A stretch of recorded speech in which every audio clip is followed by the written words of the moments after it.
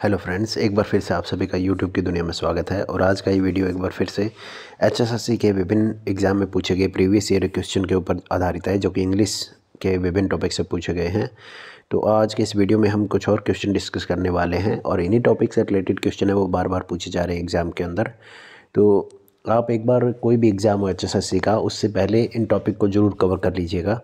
तो आइए हम शुरू करते हैं। जो क्वेश्चन नंबर 1 है आज का, उसमें पूछा गया है गैलेंट वर्ड का सिनोनिम पूछा गया है। सिनोनिम का मतलब इसका समानार्थी शब्द है वो क्या है, गैलेंट का। तो गैलेंट का जो अर्थ होता है उसका मतलब बहादुर या वीर होता है। तो इसके लिए समानार्थी शब्द क्या क्या होते हैं वो आपको देखने हैं। और इसमें 4 ऑप्शन आपको वैलिएंट, इम्पोलाइट, रूड और फियरफुल। तो फियरफुल होता है जो डरा हुआ हो, रूड होता है जो कि एक कठोर टाइप का व्यक्ति हो, और इम्पोलाइट होता है जो असभ्य व्यक्ति हो। तो यहाँ पर इसका गैलेंट का जो राइट ऑप्शन है वो यहाँ पर रहेगा वैलिएंट। वैलिएंट और गैलेंट का मतलब एक ही होता है, बहादुर। और अगर आपको ऐसे याद नहीं रहे तो इसको याद कर सकते हो कि जो सेना में जवान होते हैं उनको बहादुरी के लिए गैलेंट्री अवार्ड दिए जाते हैं। तो आप इसको ऑप्शन को याद रख सकते हो, गैलेंट को गैलेंट्री से। और गैलेंट और वैलिएंट इसका एक ही मतलब होता है, बहादुर। तो आइए नेक्स्ट क्वेश्चन की तरफ चलते हैं। अगला जो प्रश्न है यहाँ पर आप देख सकते हो कि मॉडल्स पूछा गया है। करेक्ट मॉडल्स क्या है यहाँ पर, some people dash ski better than others. तो यहाँ पर एक कंपैरिजन है, या फिर पूछा गया है कि एक एबिलिटी को शो किया गया है, एक कैपेसिटी, क्षमता को शो किया गया है इस मॉडल के द्वारा। सम पीपल की कुछ लोग स्की बेटर देन अदर्स, की दूसरों से कुछ बेहतर कर सकते हैं।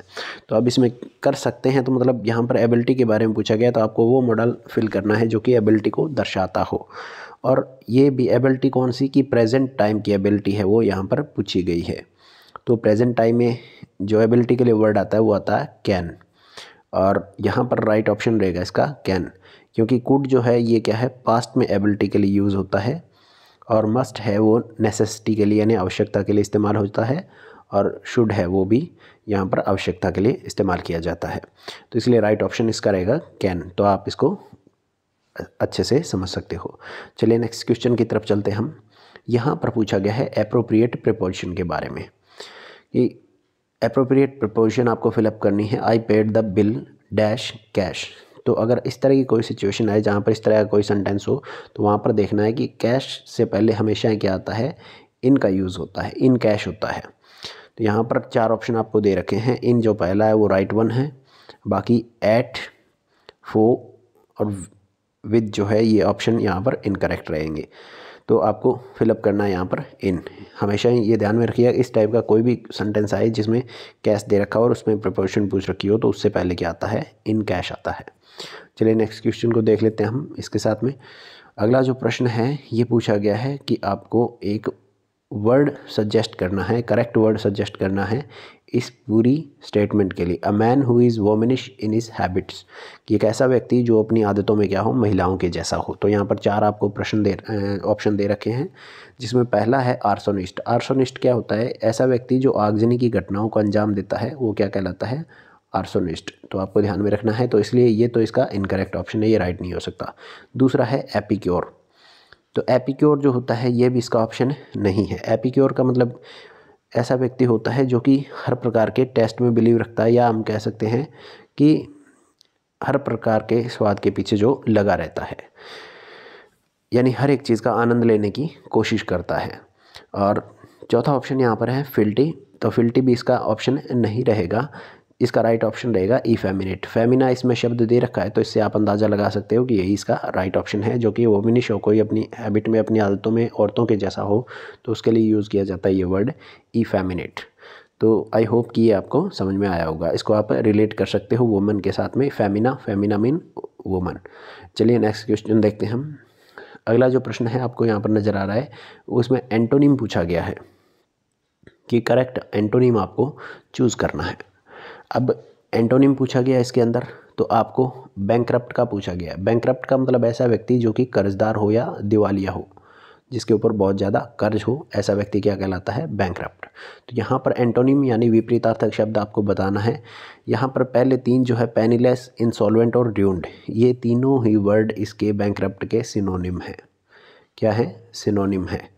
तो आपको ध्यान में रखना है, र्यूइंड का मतलब बर्बाद हुआ, इंसॉल्वेंट का मतलब कर्जदार होता है, पेनलेस का मतलब गरीब होता है, यानी तीनों ही क्या है, ये इस बैंकरप्ट के सिनोनिम है। तो यहाँ पर ऑप्शन बचता है चौथा, सॉल्वेंट, यानी ऐसा व्यक्ति जो कि कर्ज वगैरह से मुक्त हो, उसको क्या कहा जाता है, सॉल्वेंट।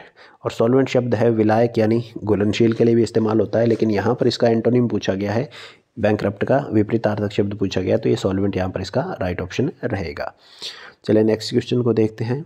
अगला जो प्रश्न है इसमें पूछा गया है कि आपको करेक्ट ऑप्शन फिल करना है, और करेक्ट ऑप्शन इसमें आपको 4 ऑप्शन दे रखे हैं।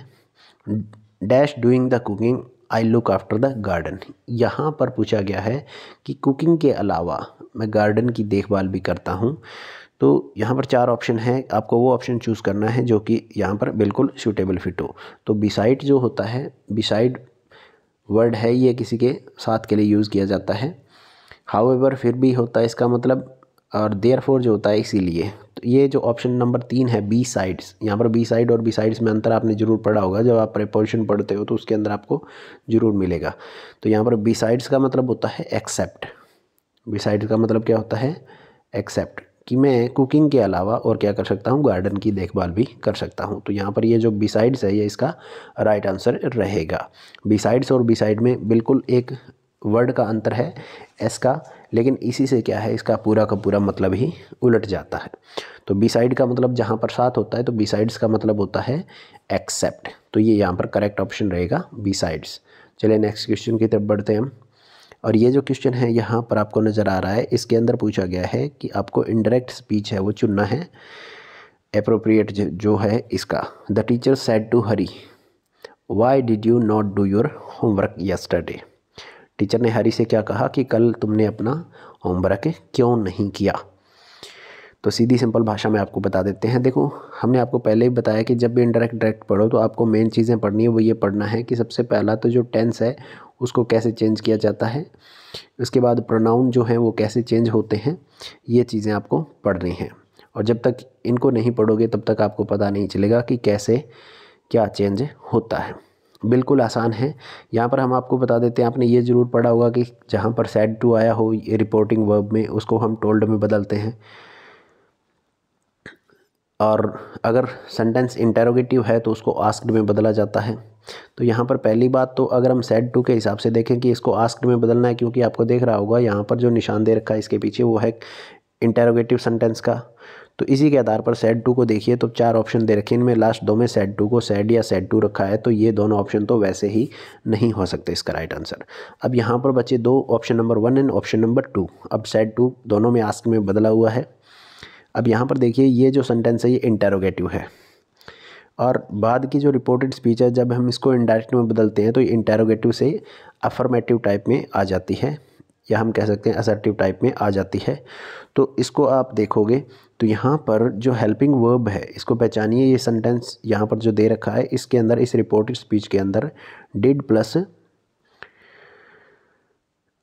जो वर्ब की फर्स्ट फॉर्म है, तो यहाँ पर ये पास्ट टेंस का मामला है और पास्ट टेंस है, तो यहाँ पर पास्ट परफेक्ट में जो ऑप्शन है वो राइट रहेगा। लेकिन आपको ध्यान रखना है कि जो हेल्पिंग वर्ब यहाँ पर दे रखी है वो कहाँ पर स्टैंड करेगी।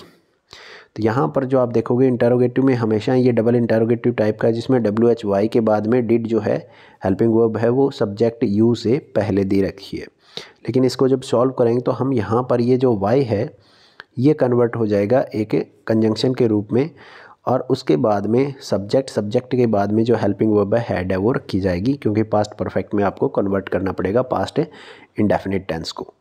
तो यहाँ पर जो पहला ऑप्शन है इसमें जो है हेल्पिंग वर्ब जो है सब्जेक्ट ही से पहले दे रखी है, तो ये यहाँ पर क्या रहेगा, ये इनकरेक्ट वन है, और इसका राइट ऑप्शन क्या रहेगा यहाँ पर। The teacher asked Hari why he had not done his homework the previous day. आपने पढ़ा होगा यस्टरडे को किस में बदला जाता है, प्रीवियस डे में। तो यहाँ पर आप इस तरह से इनको पहचान सकते हो। आपको सिर्फ ध्यान देना है एक्टिव इनडायरेक्ट और डायरेक्ट के केस में, यानी नरेशन के केस में, कि टेंस और प्रोनाउन है वो कैसे चेंज होते हैं। उसके बाद में आपको सारा कुछ क्लियरली समझ में आ जाएगा इनके बारे में। सबसे इम्पॉर्टेंट चीज़ यही होती है नरेशन के केस में। तो आई होप कि ये चीज़ें आपके समझ में आई होंगी और ये क्वेश्चन काफ़ी इंपॉर्टेंट है। इन्हीं से रिलेटेड टॉपिक को आप एक बार रिवाइज ज़रूर कीजिएगा ताकि आगे आने वाले जो एग्ज़ाम है उनमें आपकी हेल्प हो सके। अगर आपको वीडियो अच्छा लगे या वीडियो के संबंध में कोई सुझाव हो तो आप हमें शेयर करके ज़रूर बताइएगा इसके साथ में कमेंट बॉक्स में जा करके। तो मिलते हैं फिर एक नई वीडियो के साथ में, नए इन्फॉर्मेटिव कुछ और सेंटेंस के साथ में, कुछ और क्वेश्चन के साथ में। तब तक के लिए थैंक यू। जय हिंद।